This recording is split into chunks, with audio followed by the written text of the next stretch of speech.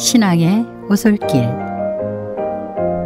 선교사님 안녕하세요. 신앙의 오솔길을 진행하는 문경의 권사입니다.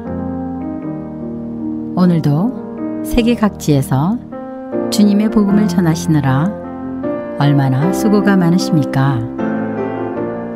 선교지에서 더욱 건강하시고 사역의 열매가 풍성하시기를 바랍니다. 지금부터 주님과 함께 신앙의 오솔길을 걸으시겠습니다. 이 프로그램은 한솔종합보험 제공입니다. 한솔종합보험 전화번호는 213-487-4900입니다.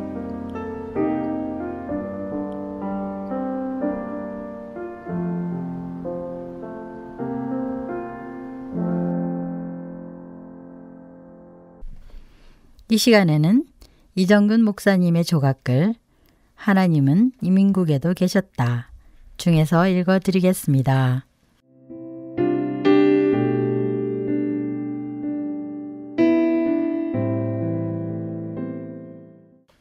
이단은 꽃뱀과 같아서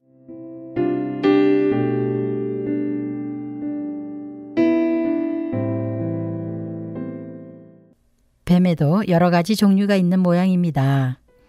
독사나 구렁이 같은 징글맞은 뱀이 있는가 하면 비단뱀이나 방울뱀 같은 예쁜 이름도 있지 않습니까? 같은 뱀이라도 하얀 뱀이나 푸른 뱀은 그 값이 엄청나게 비싸다고 합니다. 하여튼 뱀 이야기만 하면 한국 사람들은 흥분합니다. 브라질 상파울루에는 뱀공원이 있는데 뱀공원 소식만 들으면 한국 사람들은 누구나 꼭 가보겠다고 합니다. 정말 그 공원에는 별나게 생긴 뱀들이 여기저기에서 우글거립니다. 어떤 나무는 마치 뱀꽃이 핀 것처럼 가지 끝에도 뱀, 줄기에도 뱀, 뿌리를 칭칭 감고 있는 뱀이 있어 가히 구경할 만합니다. 여기 와서 한국 사람을 알아보기는 어렵지 않아요. 산뱀을 보고 입맛 다시는 건 틀림없이 한국 사람이니까요. 안내자가 하는 말이었습니다. 살았을 때에 뱀을 많이 먹은 사람은 죽을 때 뱀소리를 내더라는 말을 해도 소용이 없고 뱀의 기생충이 버글버글하다고 해도 뱀 좋아하는 사람들에게는 쇠기의 경읽기일 뿐입니다. 그저 늘 유감스러운 일은 아담과 하와가 한국 사람이 아니었다는 사실입니다. 그들이 한국 사람이었다면 뱀이 나타나자마자 이놈아 이제야 오느냐? 너 잡아서 뱀탕이나 한번 먹어보자. 그렇게 했을 것입니다. 그러면 뱀은 기겁을 하며 도망갔을 것이고 그래서 하나님을 반역하는 죄는 아예 짓지 않았을 것입니다. 그런데 한국 사람이 뱀을 좋아하는 것은 꽃뱀이라는 것이 있는 것을 봐도 알 수 있습니다. 다른 나라에도 그런 여자가 있기는 하겠지만 뱀이라는 말을 쓰지는 않았을 것입니다. 뱀이란 남자에게 짐집 접근하여 몸을 맡기고 금품을 우려내는 여자라 하여 우리말 큰 사전에까지 올라있을 정도입니다. 말하자면 꽃뱀이란 제비족의 반대말쯤 되는가 봅니다. 결혼한 여자를 상대해주고 돈을 우려내는 남자를 제비족이라 하지 않습니까? 말할 것도 없이 꽃뱀은 돈 있는 남자들이 첫눈에 홀딱 반하도록 별별 짓을 다 합니다. 몸에 착 달라붙은 옷, 선정적인 색깔, 보일 듯 말 듯 가린 몸의 중요 부분들, 남자의 간을 꿰는 화장, 코를 벌렁거리게 하는 향수, 감칠맛이 짜릿짜릿한 애교, 하여간 봄처가 채워줄 수 없는 애첩 기질이 뚝뚝 떨어지게 합니다. 그러고 보면 사단이 뱀의 모양으로 에덴 동산에 나타난 이유가 좀 짐작이 갑니다. 여우나 공작새로 나타나지 않고 간교한 뱀으로 변장한 데는 필시 무슨 곡절이 있었을 것이 아닙니까? 오랜 세월 뒤에 한국에 와서 꽃뱀이 되려는 장기 계획이 있었던 모양입니다. 남자를 미혹하는 여자 꽃뱀뿐이 아닙니다. 영혼을 유혹하는 꽃뱀 종교들은 더욱 무섭습니다. 1920년대에 있었던 백백교 이래 얼마나 많은 한국 사람들이 꽃뱀 종교에 물려 몸 뺏기고 돈 뺏기고 가정이 와장창 깨어져 나갔습니까? 오늘 신문에도 무슨 이단 종파의 집회 광고가 난 것을 보았습니다. 그곳에 갔던 사람들이 교회에서는 전혀 맛볼 수 없는 하늘의 신비한 행복을 만끽했다는 간증도 곁들여 놓았습니다. 하여튼 그때나 이때나 사단은 사람들을 홀딱 반하게 하는 힘을 가지고 있습니다. 그러나 이단의 옷을 입은 사단은 언제나 꽃뱀과 같고 제비족과 같다는 것을 깨달아야 합니다. 십자가는 간데 없고 달콤한 마약만 있을 뿐입니다. 그래서 본처는 남편을 위해 십자가를 지지만 꽃뱀은 남자에게 금품을 우려낼 뿐입니다.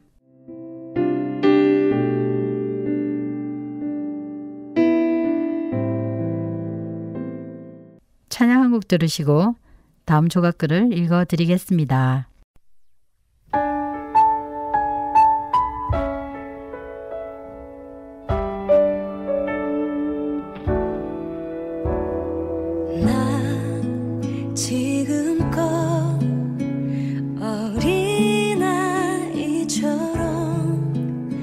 말하고 깨닫고 생각해왔어.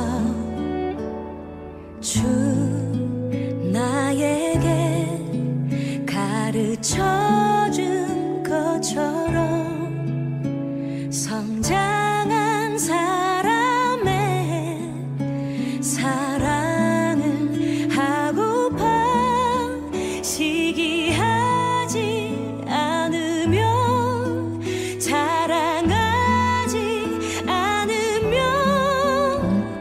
오래 참고 원유하며 내 유익을 구하지 않는 그런 사랑 교만하지 않으며 무례하지 않으며 불의를 미워하고 진리만을 즐거워하는 그런 사랑 하고파.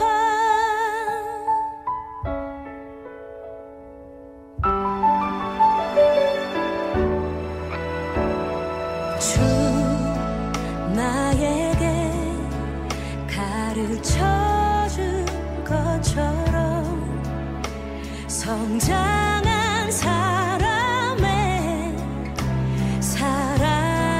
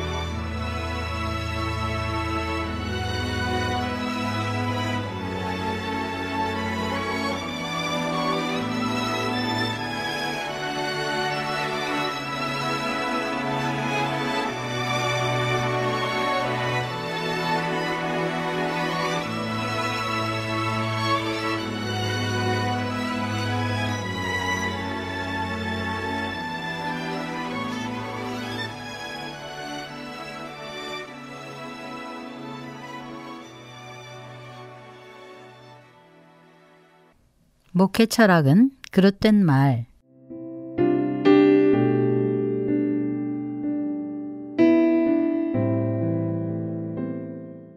목회 철학이라는 말이 유행하고 있습니다.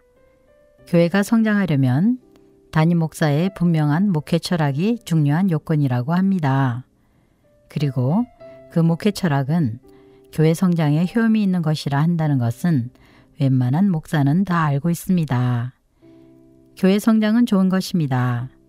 목회자들에게는 큰 교회의 사령관이든 작은 교회의 머슴이든 교회 성장이란 말이 피를 말리는 것이기도 합니다. 교회 성장의 스트레스가 그만큼 강하다는 뜻입니다. 하지만 교회 성장 자체를 나쁘다고 할 수는 없습니다. 그러나 목회 철학이라는 말이 교회 성장에서 아무런 비판 없이 사용되는 것은 학자의 양심을 가진 사람으로서 그냥 지나칠 수가 없습니다. 이름 있는 신학자들마저 그 말을 그냥 쓰고 있지 않습니까? 왜 하필 목회라는 말에 철학을 붙여 사용합니까? 철학에 무슨 구원의 능력이라도 있다는 말입니까? 목회가 철학으로 되는 것입니까? 혹은 철학이 신학보다 우위에 있다는 말입니까? 목회 철학이란 말은 미국의 교회 성장학자들이 사용했기 때문에 그것을 앵무새처럼 번역한 것으로 보입니다. 하지만 한국에서는 철학이 타락해버린 지 오래입니다. 철학은 점쟁이들이 독점하고 애용하는 언어 아닙니까?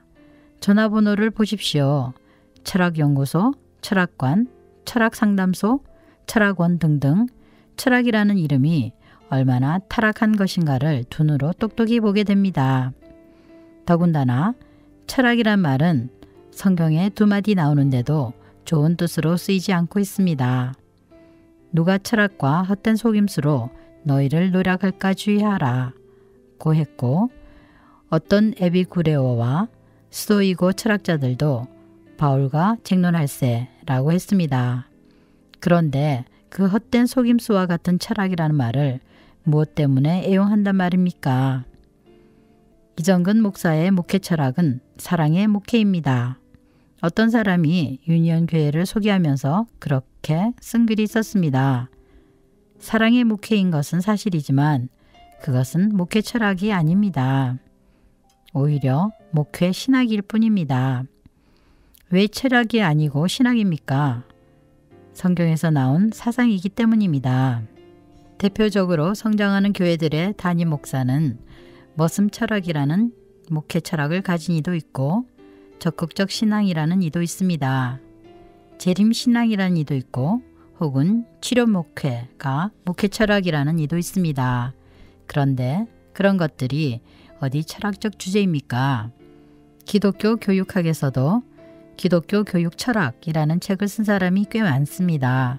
그러나 기독교 교육 신학이라는 책을 쓴 사람도 여럿 있습니다.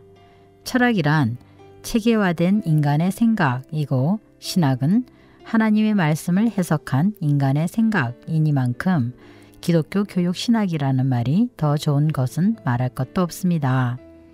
어떻든 이제 목회 철학이란 말은 버려야 합니다. 목회가 철학이 되어서는 안 되기 때문입니다. 그 대신 목회 신학이라는 말을 써야 합니다. 그렇습니다. 교회가 철학으로 성장된다면 그것은 이미 교회가 아닙니다.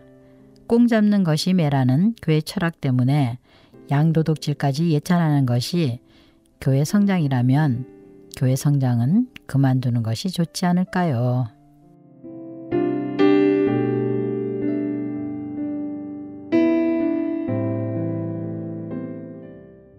찬양 한 곡 들으시고 다음 조각글을 읽어드리겠습니다.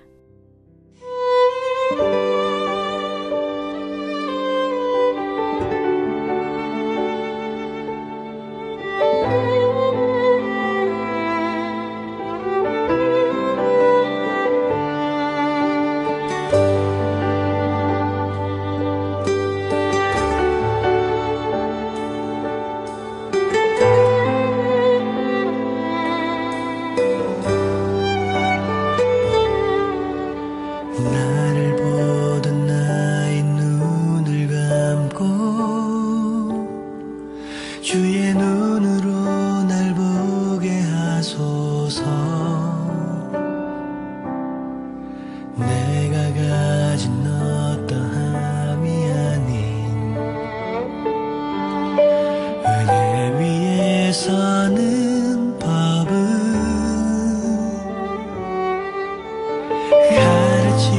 가르치소서 주의 자비 알게 하소서 주의 사랑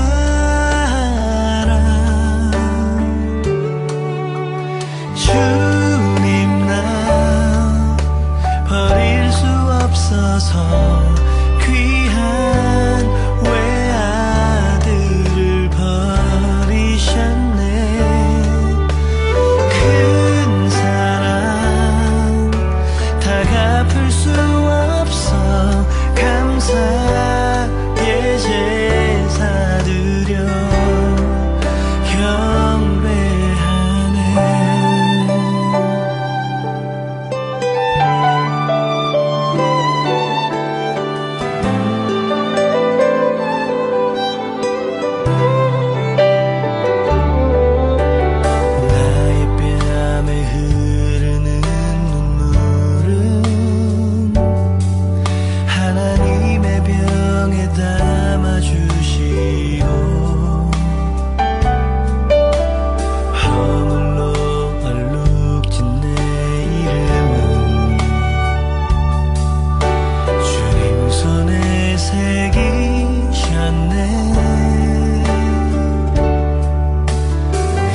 가르치소서 주의 자비 알게 하소서 주의 사랑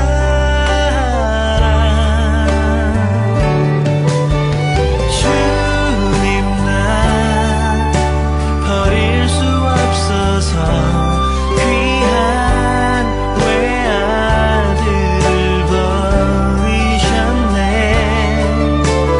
큰 사랑 다 갚을 수 없어 감사의 제사 드려 경배하네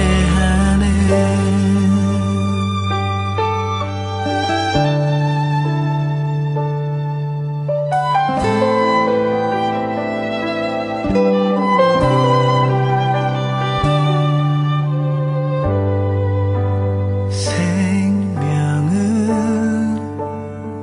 주셨죠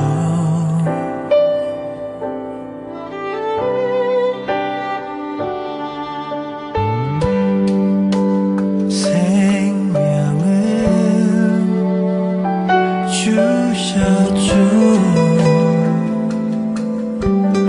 나를 위해 생명을 주셨죠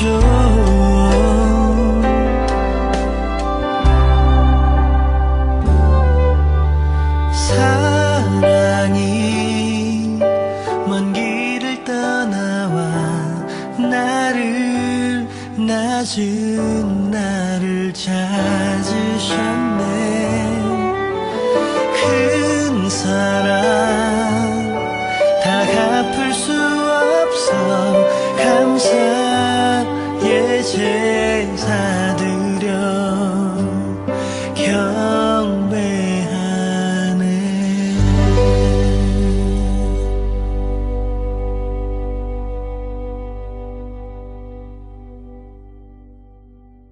집사보다는 나아야지.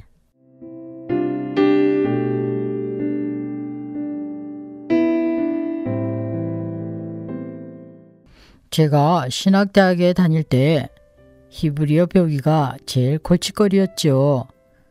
그래서 성적만 간신히였고는 오랫동안 치워버렸죠.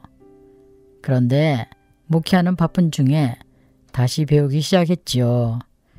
교회 부임해 보니까 집사 중에 히브리어로 구약 성경을 읽는 분이 있지 않겠어요.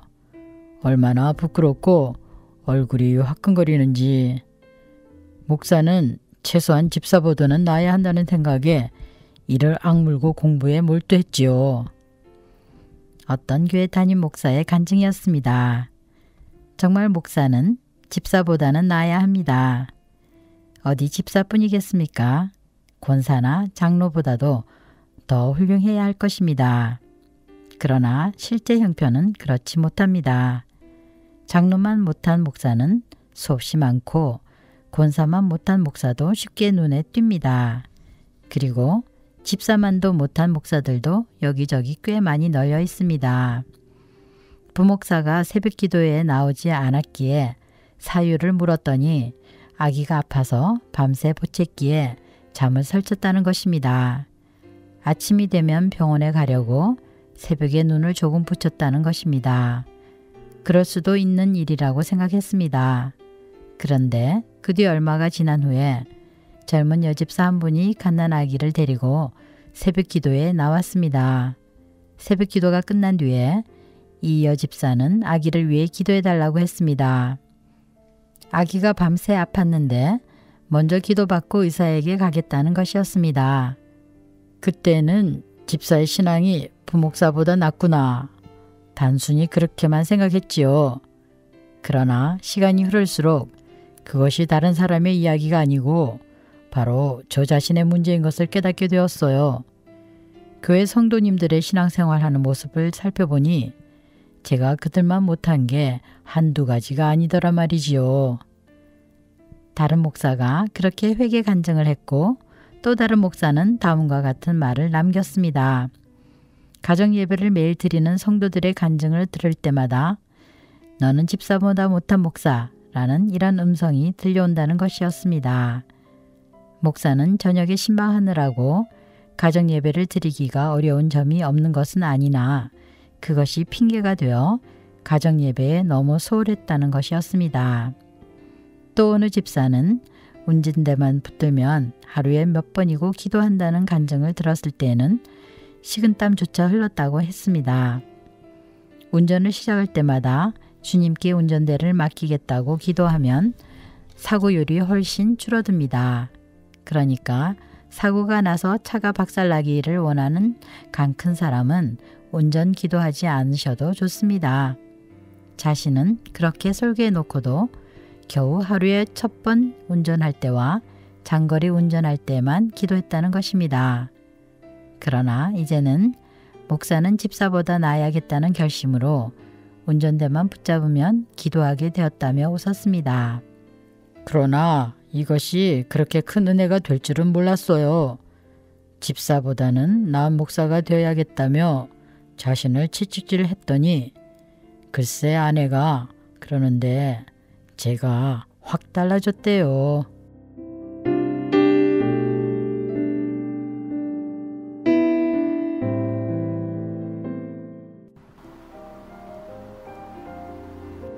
지금까지 낭독의 문경의 권사였습니다.